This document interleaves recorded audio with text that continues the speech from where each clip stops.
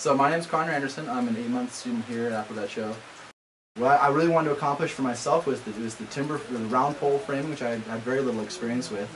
And I wanted to do more with woodworking, carpentry. I'm really a fan of doing, working with wood, and so I wanted to experiment, making drawers and making tables, and making a roof. Making a roof was something I had really not had much experience with. And so I started by leveling the site. Leveling the site was the most important part. And once I did that, with the help of a friend, I cut down 4 trees, peeled them, and did a round pole framing, notched round pole framing for the main structure, and then did a 2x8 cedar roof on it, cedar rafters and purlins.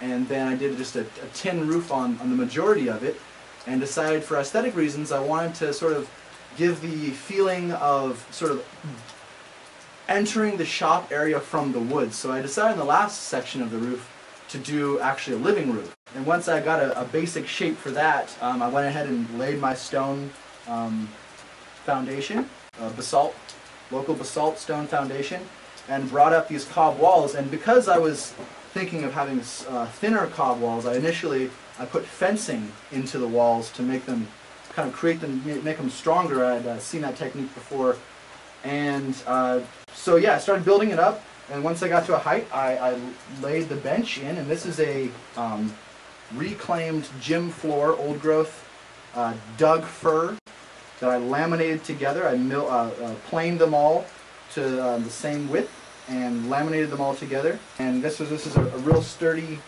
work surface that I created. So I laid that into the cob, and then continued to try to build the wall up again, just to create a little more of a buffer and aesthetically as well.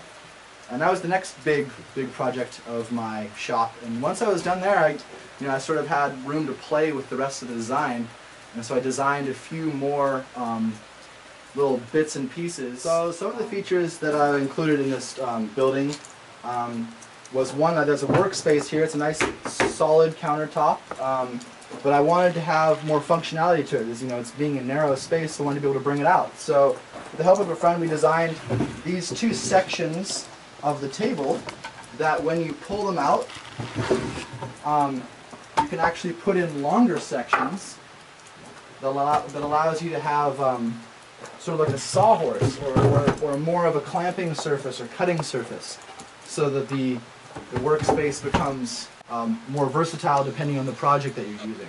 As I decided to put the existing forge that we have on a wheel. So the forge actually pulls out underneath the work table, and you can use it in either of the 2 spaces, depending on the project you want to use. One of the other features that I have is I wanted to organize all the metal. So I have, I have some shelving here. I brought electricity out of the existing workshop.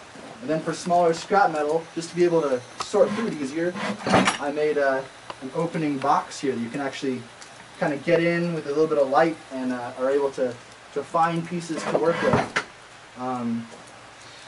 And then I created this anvil stand. So there's a really interesting way of mounting an anvil by just putting pieces of hardwood onto the stand itself and nailing those in, and allowing the anvil to actually still be able to take it off and on without really strapping it onto the block itself. And then again, this laminated table is just a really strong table that I've tried to secure into the wall as much as possible, so you can really feel free to hammer away on it. The future, I hope, will be a nice big bench vise right here that you can use while working in tandem with the anvil. So those are some of the main features. Earth, I wanted to use stone for my foundation, and I wanted to use wood. So those are the 3 things that I was really wanted to sort of internalize for myself, is working with those elements.